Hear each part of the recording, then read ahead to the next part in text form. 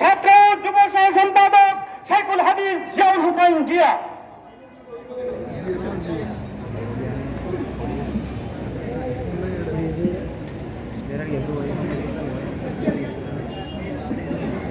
আসসালামু আলাইকুম ওয়া রাহমাতুল্লাহি ওয়া বারাকাতুহু। বিপ্লবী ছাত্র জনতা, আপনাদেরকে আমাদের আন্তরিক অভিনন্দন। আপনারা প্রমাণ করেছেন এই বাংলাদেশ কোন রাজতন্ত্রী বাংলাদেশ নয়, এই বাংলাদেশ গণপ্রজাতন্ত্রী বাংলাদেশ। প্রিয় ছাত্র ভাইয়া, আপনারা মনে রাখবেন, বিজয় অর্জন করার চেয়ে বিজয় রক্ষা করা বড়ই গুরুত্বপূর্ণ। মিশর বিজয়ী সাহাবী আমর ইবনে আস রাদিয়াল্লাহু তাআলা আনহু বলেছিলেন, আনতুম ফি রাবাতিন দাইম, তোমরা সার্বক্ষণিক দুর্গের মতো দেশকে পাহারা দিবে। আপনাদের এই বিজয়ী যেন কোনো ষড়যন্ত্রকারী ছিনিয়ে নিতে না পারে। সংগ্রামী তৌহিদি ছাত্র ভাইরা, আপনারা সহিংসতা নৈরাজ্য পরিহার করবেন, কাউকে কাজ করতে দিবেন না। আর নবনির্বাচিত উপদেষ্টা কমিটিকে আমরা আহ্বান করব, আপনারা এই দেশকে সংস্কার করুন। আলেম সমাজ, বিপ্লবী ছাত্র সমাজ আপনাদের সাথে থাকবে। আসসালামু আলাইকুম ওয়া রাহমাতুল্লাহি ওয়া বারাকাতুহু।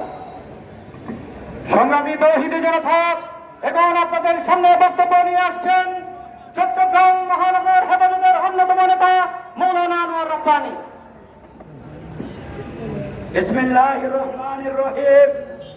হেফাজতে ইসলাম বাংলাদেশ চট্টগ্রাম মহানগর কর্তৃক আয়োজিত আজকের এই সমাবেশে উপস্থিত তৌহিদি জনতা, সর্বস্তরের ছাত্র জনতা প্রত্যেককে বিজয় অভিনন্দন জানাই।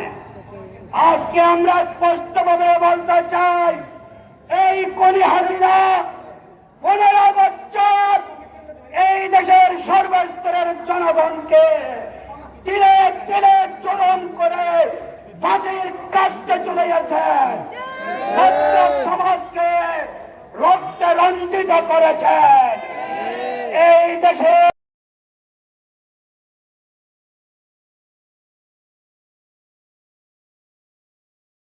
চাই, আজকে চট্টগ্রাম থেকে ঘোষণা করতে চাই, কোন ব্যবসায়ী, কোন ছাত্রলীগকে কাউকে কোন সাজা দিবেন না।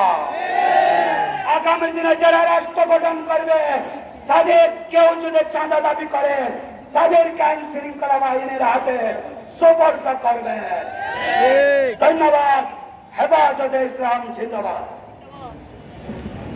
সংগ্রামী সমাবেশ, এখন আপনাদের সামনে একটি বিদ্রোহী সঙ্গীত পরিবেশনা করবেন ছাত্র ভাই মোহাম্মদ ইমরান মাহমুদ।